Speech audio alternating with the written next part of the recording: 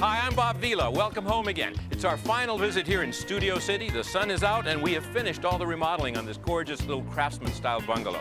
Today we'll be giving you the tour of the inside and the outside, congratulating our contractor, Courtney Lofton, who's done a terrific job, and our homeowners. Gavin and Michelle Langley have put so much sweat equity into this house that it really does sparkle. And there's still a couple of details to finish, especially a beautiful little contemplative garden on the side of the house. Stick around, it's good to have you home again.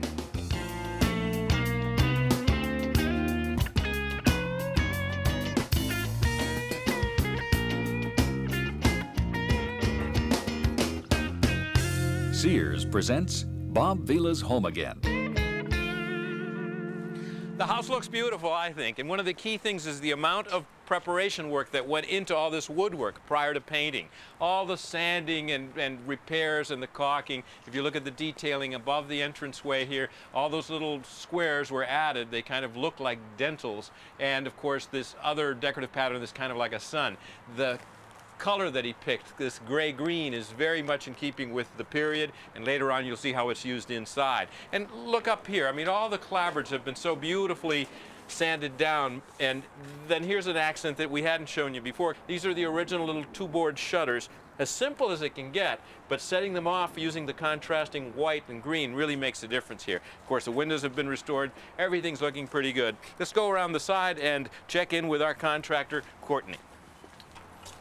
Now the gates over here that Courtney's just putting a latch on are kind of crowned by this kind of a pergola effect. Once we get a vine growing there, it's going to be quite handsome. Hey, how are you? Hi, Bob. This looks very nice. Thank you. Now we need a gate latch at this particular location because this is a very important gate, isn't it? Well, this is the gate that brings us to the pool, so we need to have it locked at all times. Yeah, there won't really be any way of opening this from the outside. Correct. You got to go through the house to get back here. That's correct. It's a good solution because it really provides lots of privacy as well as security. Now the main improvement that you made to the little house is this addition on the back, which is an outdoor living room. It kind of replicates the front porch, but the scale is about 4 times as big. What was the toughest part of building this, Courtney? Concealing the steel because of the retrofitting for the earthquake. Yeah. Each one of these columns has a steel beam inside it, tied into a footing. That's right. And all the horizontal members, again, are tied together with steel. There was an incredible amount of hand carpentry involved in this. Mm-hmm. Every piece had to be just applied, layered after layer. It works. It looks really terrific. And of course, all this landscaping that's been done in here really sets it off very nicely. When these bamboo hedges get up high, they're going to be amazing. And you can't even see the satellite dish in the corner, can you? Nope. Just a couple of days ago, I got together with Ed Ross, who told us all about how these satellite systems work. Watch. So Ed, what are the advantages of putting in a little satellite dish like this Prime Star over just having cable coming in off the street? Well, first of all, Bob, it's the most modern technology available. Mm-hmm. We have up to 160 channels of quality programming, CD quality sound. Picture is just incredible. So, I mean, it's a vastly superior picture to what you can get off of a cable? Oh, very much so. Very much so. Why is that? Well, again, because of the CD quality sound and the digital programming. The digital is the key, isn't it? That's the key. Because cable, you're getting analog. Analog, precisely. I got you. If you think in terms of a cassette versus a CD, you know a CD is much more quality than cassette. Right. So if you think in terms of Prime Star being that way. It's a good analogy, right. So you've got 160, choices of over 160 Yes. different channels. Yes, exactly. There's ethnic programming, there's so family. You can get Spanish or... Spanish, yeah. Black, yeah. Christian programming, right. children's programming, family programming, all more the sports areas. than you want to right. watch. And a lot of people, when you talk about a dish in your backyard, you're thinking this humongous 8-foot diameter metal thing, but this is no, a pretty, not at all, pretty Bob. small thing. This dish here is approximately 27 inches. We can go up to 30 inches depending on where you are in the country, and simply put, the signal comes from the dish, bounces off the LNB, which is called the low noise block, and as you can see here, via coaxial cable, it's ran underground to the home. Okay, but let's back up one step, because Sure. there is a Prime Star satellite involved in all Exactly. this, right? Our satellite sends a signal to our dish. And that satellite is picking up transmissions from all over the world? Precisely. Right.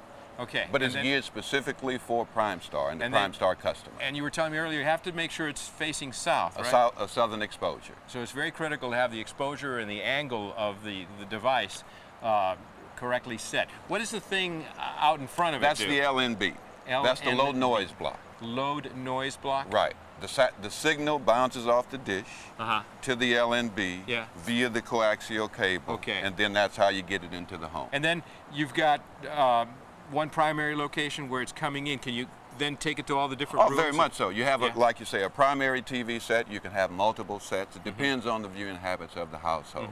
And what's the average cost for a homeowner? It runs about $1 a day for the programming. Right. Installation runs between $100 and $150. And of course, location is one of the key things, because in some parts of the country it really makes sense for people to have this kind of a service. Initially, Prime Star was made for rural America, Right. where there was no cable, people in with what we call no man's land. Now we're throughout the continental United States, about 1.9 million customers strong. Yeah. And all your listeners or viewers have to do is call 1-800-PRIME-STAR. All right, well, I can't wait to turn it on. If I want to find Bob Vila's home again, what category do You I got push? it right here, brother, on living. On living. On living. I'll push the pink. Thanks a lot. You got it.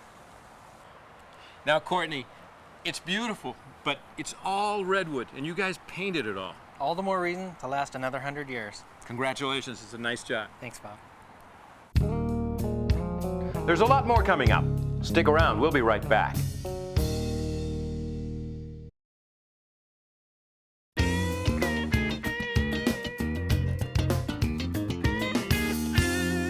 If you were watching last week, you'll remember we visited a wonderful oriental garden in Pasadena, the inspiration for this small contemplative garden we're putting here along the side of the house. Let's say hello to Donald Young, landscape architect, who has helped us out here with our little Zen garden, right? Hello, Bob. I thought we were going to have a lot more stone and gravel. Well, Bob, this garden is in a low oasis, so we want to soften the space with plant materials versus the gravel, the hot gravel design. Yeah. So we sort of altered it into a nice little garden oasis back here. So that's one thing to learn, that if you try to put a gravel garden right next to your white walls and stone walls, the reflection might really heat up the inside of the house. So what's some of the plant material you've chosen here? Well, basically in this oriental garden, we have selected mainly the Japanese maple as a selected specimen. Now, how big will that get? Well, this is pretty good size. They'll get probably another 10 to 15 feet taller, but as an Asian garden, you can clip and shape them the way you want to. Okay. To keep it small, anything you want. And is it okay growing underneath the shade of the other tree that's beyond the fence? That's perfect. Another thing, the Japanese maple like to be under shade, so we have a existing Chinese elm that's right above there. That was already here. Here, and the maple will do really well underneath this shade structure. Okay. And then there's bamboo behind you. I recognize that. Right. Yeah. When we have the bamboo, that's the other plant material, and that bamboo was again selected to recall some of the plant material in the yard. Yeah. Also, the other specimen plant we have here is the Chinese magnolia, and this is a magnolia. It'll bloom what color? It blooms purple. Uh-huh.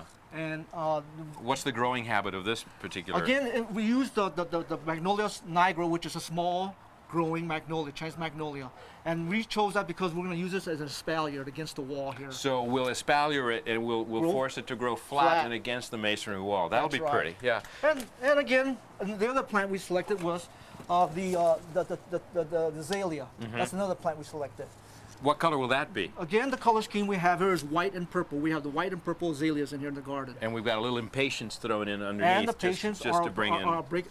That's our bright accent right now. Okay. Now, what about the rocks, though? They're a very important part of. Yes. Well, in any oriental garden, the rocks play a major role. The rockscape is another accent we have in this garden. And we selected these. These are called for selected stone. And I'd like to now introduce Mr. Katz Hiyoshi. Mr. Hiyoshi. Mr. Hiyoshi is doing the installation. Hello. Hello, nice to meet you. Now, you're also trained as a landscape architect, but you really love to do the installation work, right? Yes, Yeah. yes, I love it. Now, tell me about these stones. Now, where did they come from? This comes from Upland, Azusa, Upland, California. right? And what is it? Is it a granite? Granite. Now, do you specify how they're to be cut, or is this the form that you found them in? Just like this. Just I like found. this. You Right. just go out and you hunt some rocks. Right. And you bring them back. Now, how do you figure out what positions to give them, where to put them? Before I install, I look at all individual rocks. At all Then- the sides right, of them and the see shapes the face, Yeah. turn around, Uh-huh. then look at a nice face. A nice face. And so you decided this had the nicest face Right, it's my feeling. in terms of your feeling. Right. Yeah. And what about this rock over here, though? How did you decide to place this one here? Just kind of a balance, Right now, It's like a formation, 3 or 1. 3 and 1. Or 5, Odd whatever. numbers, never even numbers. Right. And right now we've still got the mud here, but you're in the process of doing another what, stepping stone? Stepping stone, right. Okay, tell us about what the mix is here. Okay, I'm going to pour the concrete mix here.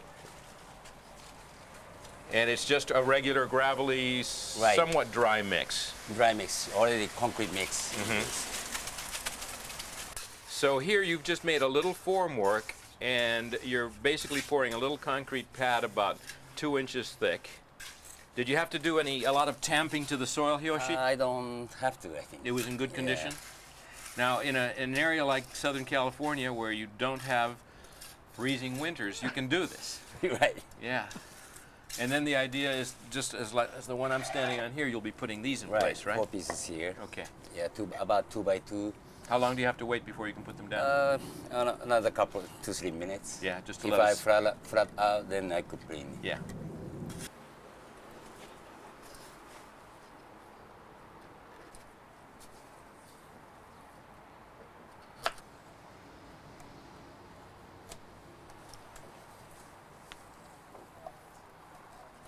Okay, now these will have to set overnight before we can walk on them, so we'll just plank over them in order to drop the stone in here. Visqueen is the product of choice as a barrier to keep any weed growth down. Yes. And he's already pre-cut this to fit in nicely into the area and around the accent rocks. This is just construction grade gravel, right? Right, 3/4. 3/4 inch stone.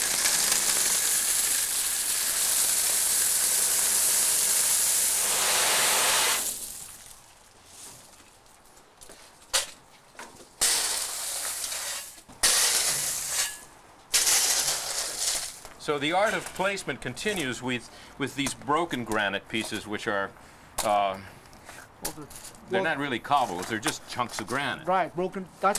These are really cobbles, like broken granite to have the rough texture next to the rocks. And then these will come all the way forward to this next big rock. And then we have the transition. And then you go to these smooth river stones. Right, and these are our accent stone that goes around. That'll be around the stepping stones. And so these really are the most finished material that's being right. used here. Right. Very lovely.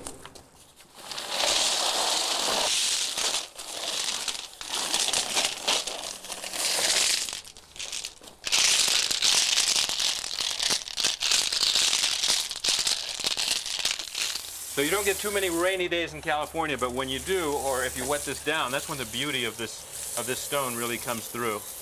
It's really gorgeous. Let me get by you here a minute, because we've got one accent piece that goes right here, right, Don? Right. This is an antique Chinese garden lantern that belonged to the homeowner's mom. And the lid goes on it right there. Pretty little thing. Great job. Thank you, gentlemen. We'll be back in a moment with a progress report. Stick around.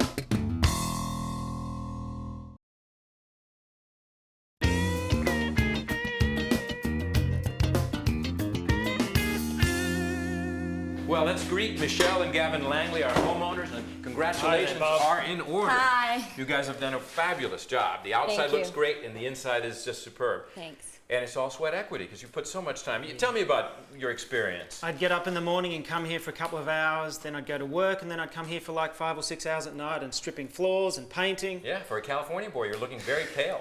But the changes you've made by getting rid of the flat ceilings and putting in these cathedral ceilings, it all works very nicely. Nice. Yeah. Arts and crafts, skylights, a lot of detail. Well, the skylights are inspired by the Green and Green brothers, all the Yes. Pasadena houses. How do you like your storage system Oh, over I here? love it. It's our library and our entertainment center. And what's really neat is that it's double deep, so we can put 2 rows of books. These are Gavin's architecture books, so they're bigger than your regular book. But all the little detailing on it, like the pulls and the hinges. Oh yes, all the hardware, it's all period. Yeah. And the black we chose because of our furniture is black. Yeah. Well, And all this is your mother, right? Yes, this is my mom. And this was her house, and you've restored it now. And is the furniture also stuff that was hers? All hers. This was like done in the 50s, and we reupholstered it so that it would go with the 20s Sure. to try to give that feel Oh, to it. it's very California. I love the coffee table, the Yeah, kind of the Chinese low. influence. The one thing you told me you were planning on doing, which I was very skeptical about, is a grand piano in a Yep. room that's 12 by 18. I know. Congratulations, it works. It does work, and it's beautiful, isn't it? It works, yeah. It's just spectacular. And then the fact that the room is open to the dining room also Yes. makes a difference. This looks great. You took a lot of paint off of this thing. There was about 5 to 10 layers on most of the wood in the house, and it took a long time to get that off. And this storage wall, which is original, is the inspiration for a lot of the other things. Yes, it made the way I could put together the pieces, the ceilings and the cabinets that we built. Consistency, I believe, is your middle name? Yes. Right. What do you like? Do you like our lights? The lights are beautiful. Now, these were not here either, all these different No. period lights. Where'd you get them? A man by the name of John Armstrong, and he's in Anaheim, and he did all the hardware and our lights, and even down to the detail of a switch light. So Which they is just great. got the period switches from the 20s, Right. and they work nicely. Yes, he You know, one makes sure thing they about, work. before I forget about this, it's such a nice thing to take all the paint away and make the house lead-free. Yes. That's a real special touch. Very. That is gorgeous in there. Come in our Isn't kitchen. this nice?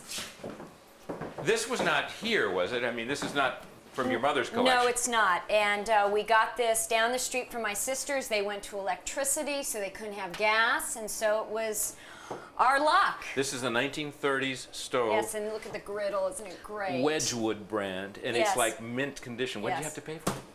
$500. It's a steal. Yes, you can it's find great. nice things in California. Yep.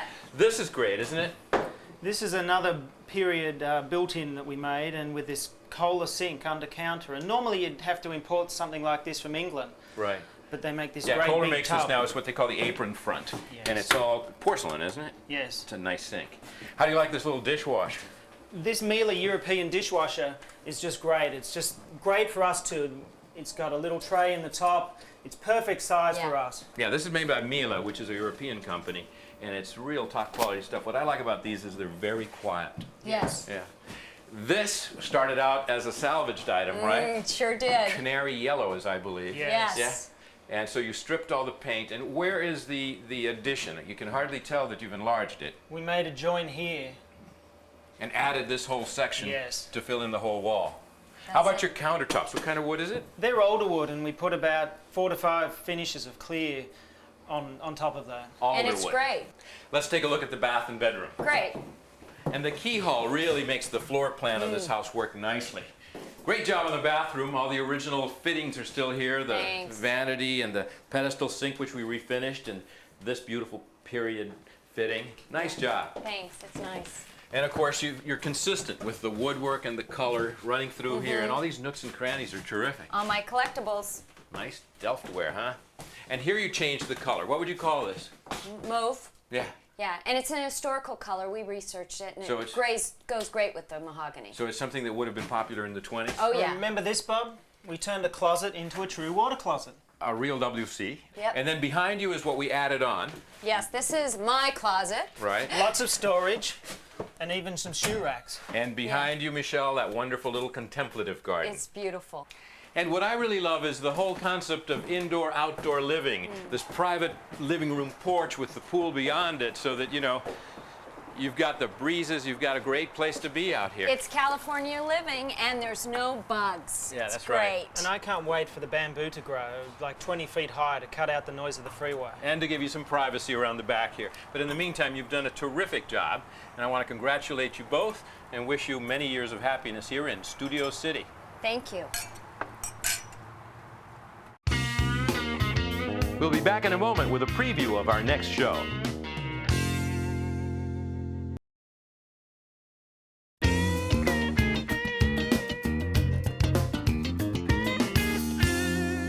So it's a wrap here in Southern California. I hope you enjoyed our little project here. Next week, it's a brand new story. We're back in New England. We're going to be building a caban, a post and beam structure for storing automobiles and boats. Till then, I'm Bob Vila. It's good to have you home again. Check out these great new resources for more information on your project. Or for more information on today's show, visit my website at bobvila.com.